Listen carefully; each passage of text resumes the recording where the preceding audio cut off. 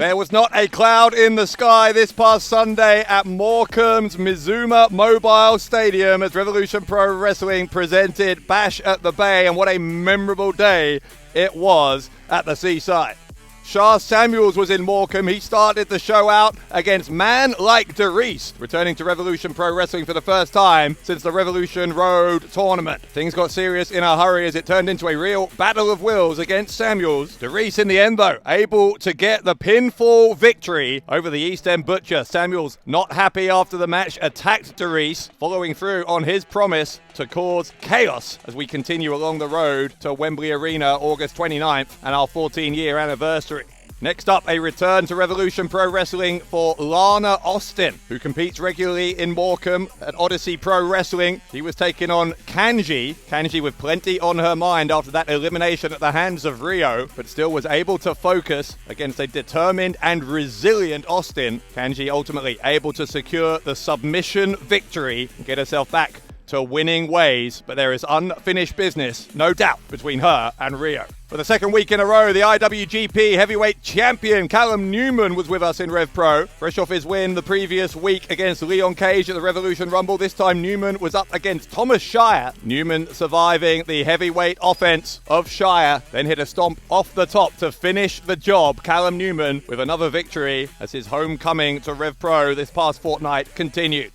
In Morecambe, Will Caven was one-on-one with CMLL's Fuego. Caven dominating large periods of the match, but Fuego ultimately able to take the former British Cruiserweight Champion by surprise, hooked him up in a pinning predicament. Fuego getting the victory, perhaps in preparation for a return when CMLL brings Fantastica Mania back to the UK in collaboration with RevPro this coming October.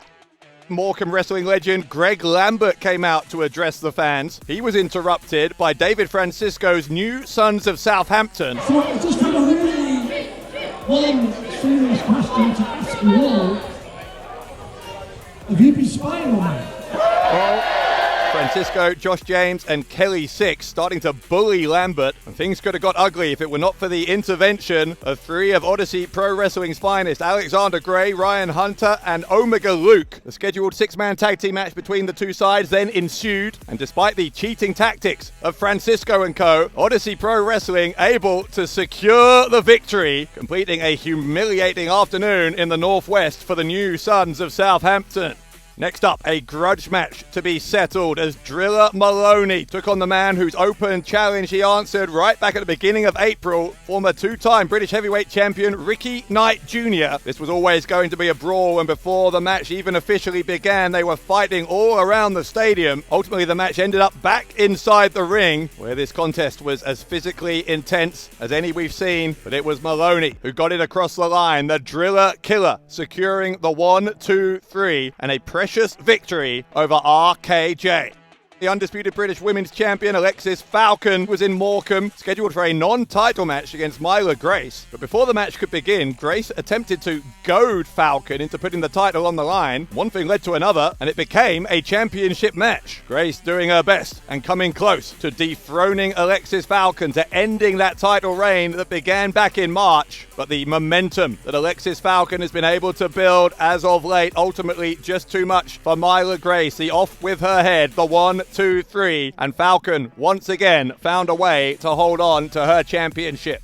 And so to our main event, a Revolution Gauntlet match. The rules here simple, competitors entering at random intervals, but the contest could end at any time with a pinfall or submission. The match beginning with Michael Oku, who entered the stadium to resounding boos from the Morecambe fans. He found himself facing off against Leon Cage in a reprise of their one-on-one match in Sheffield a fortnight previously, but they didn't have the ring to themselves for long. Joe Lando soon entering the match, and then the undisputed British Heavyweight Champion Jay Joshua, furious Luke Jacobs and Ethan Allen, fresh off their undisputed British tag title defeat the previous week, entered the contest as well. Danny Black from CPF provided reinforcements for Joe Lando, and the Odyssey Pro Wrestling Champion RPD entered the fray as well. A chaotic 8-way encounter here, but it ended up with Oku in the ring alongside Jay Joshua. Oku was able to hit the 6-star frog splash and secure a pinfall victory over the reigning undisputed British Heavyweight Champion. Oku remains on a desperate mission to get his way into the main event of that 14-year anniversary show. We know that at the Revolution Rumble, Connor Mills booked his place in that main event, so Oku's path to that match would require him